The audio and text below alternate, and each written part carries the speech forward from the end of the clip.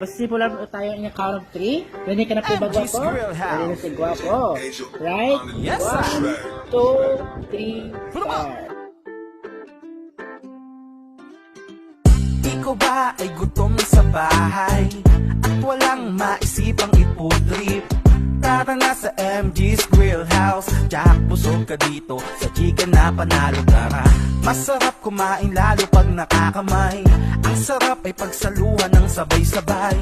Tara na sa MG's Grill House. Jack, busog ka dito sa chicken na panalo. Tara, chicken na panalo, panalo sa lasa, panalo din sa price. Dahil pang masa, kaya hindi malabo na palaging balikan. Pag sinabing MG's Grill House sa kalam, baka di pa natitikman, tara na't itry. Sa sobrang sarap, malabo ka maumay.